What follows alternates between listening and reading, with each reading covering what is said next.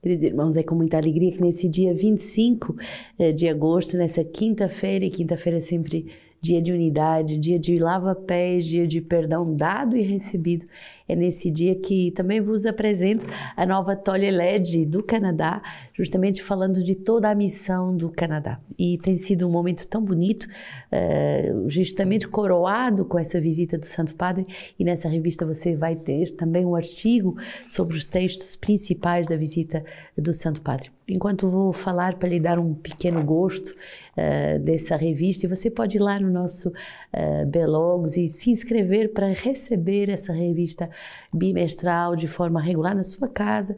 Então vá lá, tem a versão digital, tem a versão também em papel, porque de verdade é uma obra de arte, é uma revista lindíssima em que nós temos tantas fotos da missão, e você vai perceber também onde você investe o seu dinheiro como benfeitor.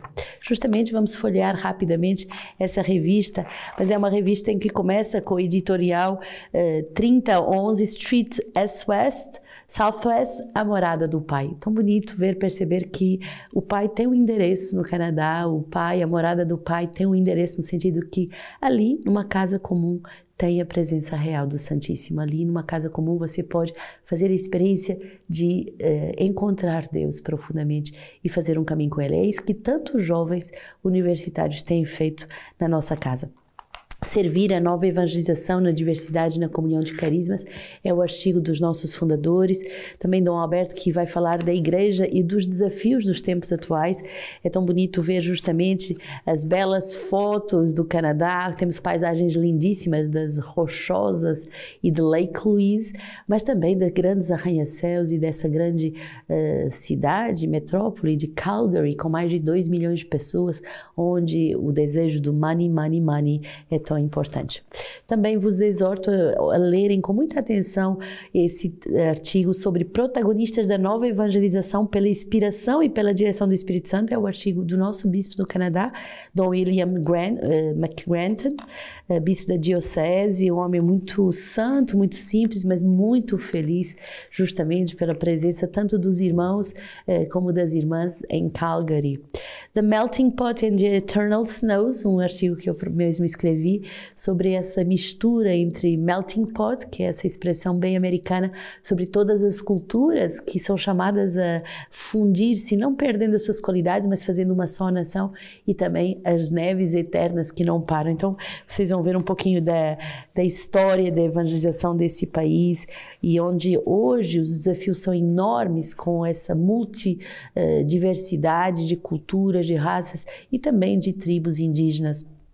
A semente como expressão do reino de Deus, um texto de Irmã Maria Elizabeth, justamente virgem consagrada, responsável dessa missão. Vocês vão ver que as fotos são belíssimas, os novos horizontes dos missionários com a Irmã Edith Maria, que agora, depois de ter sido missionária no Canadá, é missionária na Ásia, nas Filipinas. Então é muito bonito ver essa ligação entre o Canadá e as Filipinas. Muitos filipinos estão no Canadá para trabalhar, e também a alegria de quem já fala inglês também é apto a ir evangelizar as Filipinas. E é bonito ver que temos 3 irmãs que eram justamente irmãs no seio, mergulhadas no seio dessa cultura canadense, que é uma cultura rica, e são felicíssimas hoje de estar nessa cultura bem mais pobre, nesse ambiente bem mais pobre das Filipinas. A beleza da liturgia, outra coisa também que os nossos irmãos têm desenvolvido muito bonito, nos santuários, nas catedrais, eles são chamados a animar as celebrações, as grandes missas. Então a irmã Ágata e com toda a equipe, ouvem-se vozes por toda a extensão da terra, Ana Carolina Venâncio, que também dá uma bela testemunho dessa expressão da vida consagrada no Canadá. E temos 2 irmãs justamente que estão se preparando para receber hábito, e 3 irmãos também. Então, a alegria de aprender a amar doando-se. Também essa grande graça no tempo do ano sabático, a escola do ano sabático que se prepara com jovens canadenses, dia 8 de setembro, e justamente os nossos fundadores estarão nessa abertura da escola, de mais uma escola do ano sabático, que agora é em inglês, onde estamos chamados a encontrar as sementes do verbo em qualquer cultura. Então eu vos exorto, esse número está lindíssimo, mergulhe, e amanhã ele fala um pouquinho mais sobre o que tem nesse belíssimo número da nossa revista Toleled. Hoje, a nossa regra de vida, número 278 e 279, fala justamente sobre o caminho do perdão que começa por si mesmo. Se você tem dificuldade em perdoar-se a si mesmo, você terá muita dificuldade em perdoar aos seus irmãos, pois ninguém pode dar aquilo que não tem. Então comece por você, disponha-se a receber o perdão do seu Pai, esse amor que perdoa de todas as faltas que você cometeu no passado e dos erros que você ainda hoje cai. 279, vida comunitária é uma escola de vulnerabilidade. A vida em comunidade nos ajuda a revelar as nossas feridas, e isso pode ser doloroso, mas incorporados no corpo místico de Cristo se realiza um efeito revelador que nos conduz à luz de Jesus, não para sermos condenados, mas salvos e curados. O fato de amar nos torna fracos e vulneráveis, e no decorrer dos anos da vida comunitária não é um sentimento de força que aparece, mas ao contrário, um enternecimento mútuo que revela um rosto de humanidade e de mansidão. É tão importante essa consciência que quanto mais a gente ama, quanto mais a gente avança, não a gente vai se tornar forte e invulnerável. Ao contrário, vamos nos tornar cada vez mais vulneráveis, e devemos viver isso com uma capacidade de se perdoar para perdoar os outros. Se eu não consigo me perdoar, eu vou ter uma extrema dificuldade em perdoar as vicissitudes de uma vida comunitária, ou de uma vida familiar, ou de uma vida social, empresarial, mas eu vou ficar rígido, sozinho, solitário. Ao contrário, aquele que aprende a entrar na escola do perdão, e hoje, nessa quinta-feira, justamente somos ensinados a esse grande exercício, então vamos nos tornando cada vez mais ternos e bons, vulneráveis, capazes de compreender as fragilidades dos outros, porque também nós somos tão vulneráveis. 1 Coríntios 1 é a palavra de hoje. Paulo, chamado a ser apóstolo de Cristo por vontade de Deus, e Sóstenes, o irmão, a igreja de Deus que está em Coríntio, aqueles que foram santificados em Cristo Jesus, chamados a ser santos, com todos os que em qualquer lugar invocam o nome do Senhor Jesus Cristo, Senhor deles e nosso. Graça e paz a vós, da parte de Deus, nosso Pai, e do Senhor Jesus Cristo. Dou incessantemente graças a Deus a vosso respeito, em vista da graça de Deus que vos foi dada em Cristo Jesus. Pois fostes neles cumulados de todas as riquezas, todas as da palavra e todas as do conhecimento. Na verdade, o testemunho de Cristo tornou-se firme em vós, a tal ponto que nenhum dom vos falta, a vós que esperais a revelação de nosso Senhor Jesus Cristo. É também Ele que vos fortalecerá até o fim, para que sejais irrepreensíveis no dia de nosso Senhor Jesus Cristo. É fiel o Deus que vos chamou à comunhão com o seu Filho Jesus Cristo, nosso Senhor. Tão forte essa passagem de vermos que, de verdade, é fiel aquele que nos chama, e por isso Ele nos capacita. E somos chamados, não porque temos méritos ou porque somos capacitados, somos chamados por pura vontade de Deus. Você às vezes pode perguntar, mas por que eu, Senhor? Por que eu? Só tem uma resposta. Porque Deus me elegeu, porque Deus me escolheu. E certamente Ele vai fazer com que eu possa tocar a minha fragilidade para tocar a sua graça. Salmo 144, vou te bendizer todos os dias e louvar o teu nome para sempre e eternamente. Grande é o Senhor e muito louvável, é incalculável a sua grandeza. Uma geração apregou as tuas obras e a outra proclamando as tuas façanhas. Tua fama é o esplendor de glória. Vou cantar o relato das tuas maravilhas. Falarão do poder dos teus terrores e eu cantarei da tua grandeza. Difundirão a lembrança da tua bondade imensa e aclamarão a tua justiça. Grande, muito louvável e incalculável é a tua grandeza. De verdade, nós podemos dizer, mas no mesmo dia, quantas maravilhas se realizam em todo o mundo.